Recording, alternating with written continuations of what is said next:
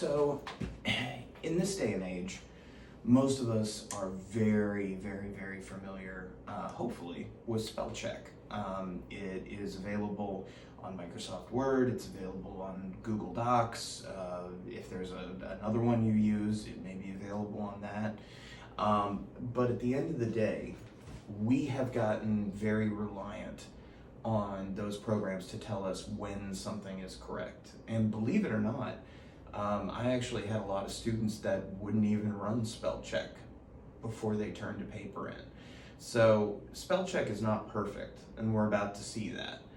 But not running it or not listening to it or not paying attention when you get those little red underlined squiggles underneath a word or a phrase or something like that is really just an easy way to cost yourself points. And it depends on the teacher, it depends on the professor. Some are going to be more in tune with that, and others are going to be, more focused on what your message is. So they're not going to be as, if anybody is a sports fan, when refs call ticky-tack fouls, the ones that most people would just let go, it's kind of that same thing. Every once in a while you get a professor, usually they're pretty old school, or they're like my wife, and it's just really important for them, for that grammar and the spelling and the punctuation and everything to be as perfect as possible. And there's nothing wrong with that. It's a good skill to learn.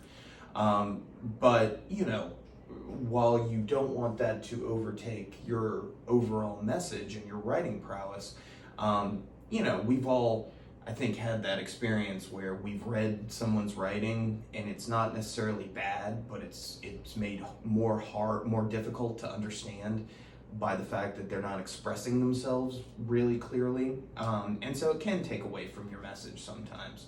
So what we're going to take a look at in these three examples is we're going to take a look at three things that spell check might miss. So they're things that you need to be aware of when you go back after you run spell check. It's really important that you go back and read over your own writing to make sure that you didn't miss a piece of punctuation, that you are using the words you intended to use, that nothing slipped through the cracks, because computers aren't perfect. They still need human beings to give them input, thank goodness.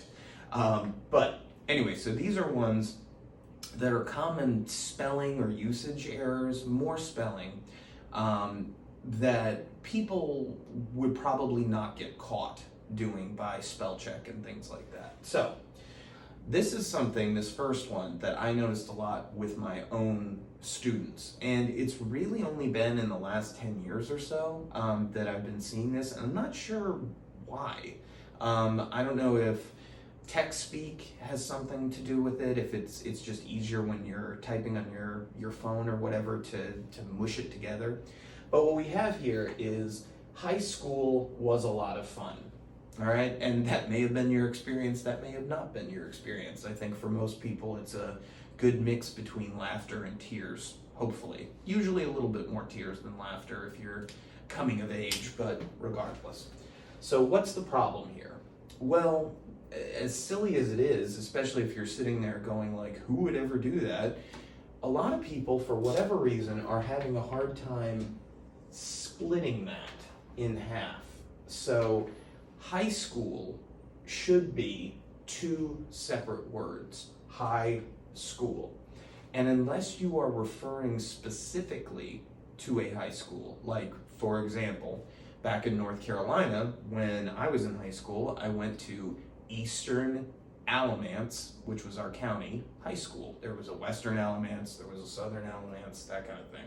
So if I was writing the full name of my high school, I would capitalize it all. Eastern Alamance High School. However, if you're just mentioning high school, like, in high school I did this, but it's not a specific high school, then it doesn't need to be capitalized. The only reason the H is capitalized here is because it starts the sentence. So this should be high school, and unless you're referring to a specific school or it begins the sentence, it shouldn't be capitalized. The only time you want to capitalize it is when you are referring to a specific high school. So if you went to, you know, JFK High School, or you went to, you know, MLK High School, or St. Ignatius, or something like that. So high school, always two words, always not capitalized unless it begins the sentence or you're referring specifically to a high school that has a proper name. The second one, everywhere she looked, she saw him. Now this is kind of the opposite problem. What we have here is everywhere she looked, she saw him.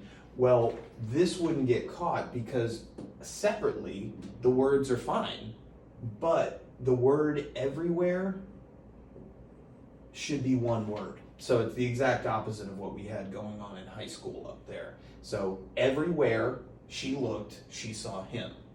So one word, but spell check wouldn't catch that because on their own, each one of those is correct.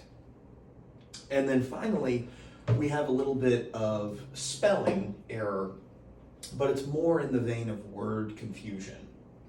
So if we were talking about unless you went to a really nice private school and they called it a headmaster, we're talking about the person who's in charge of your elementary school, of your middle school or junior high or high school. So my principal is so strict.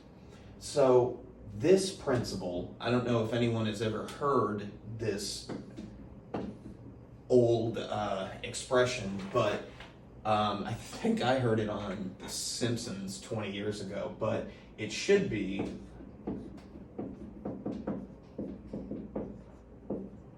principal. Like we put the pal in principal. It's a bad joke, but I do know principals that said that to me many years ago when I was young. So my principal is so strict. This principal with the PLE instead of the PAL refers to like it's the principle of the thing. Like you have high principles, like you have a high moral structure. So the principal is the guy who runs your schools.